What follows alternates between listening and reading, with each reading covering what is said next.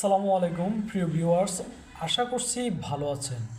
আজকে আপনাদের সাথে অত্যন্ত গুরুত্বপূর্ণ একটা বিষয় নিয়ে আলোচনা করব, সেটা হচ্ছে bank credit card.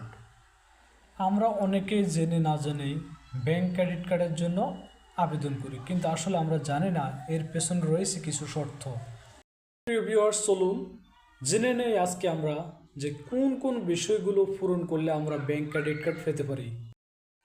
Bank credit card পাওয়ার জন্য একজন আবেদনকারীকে ন্যূনতম 25 থেকে 30,000 টাকা স্যালারি অর্জন করতে হবে।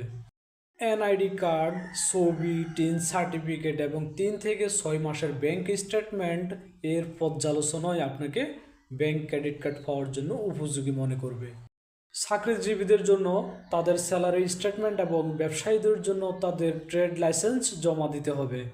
এবং ব্যবসায়ীদের ক্ষেত্রে ন্যূনতম বাৎসরিক 10 লক্ষ টাকার লেনদেন থাকতে হবে। আলোচিত বিষয়গুলোর উপরে নির্ভর করে যদি আপনি ব্যাংক ক্রেডিট কার্ড পাওয়ার যোগ্যতা অর্জন না করেন, বিকল্প উপায়ে আপনি ব্যাংক ক্রেডিট কার্ড অর্জন করার সুযোগ রয়েছে। সেটি হচ্ছে 50,000 টাকা অথবা তার বেশি টাকা ফিক্সড ডিপোজিট করলে আপনি পেতে পারেন ব্যাংক ক্রেডিট কার্ড।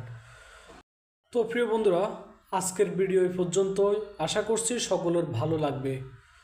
যদি আপনাদের কাছে ভালো লাগে আমার ভিডিওগুলো, আমার চ্যানেলটিকে সাবস্ক্রাইব করে দিয়ে নতুন কোনো ভিডিও পেতে সাথে থাকবেন। ধন্যবাদ। আসসালামু আলাইকুম।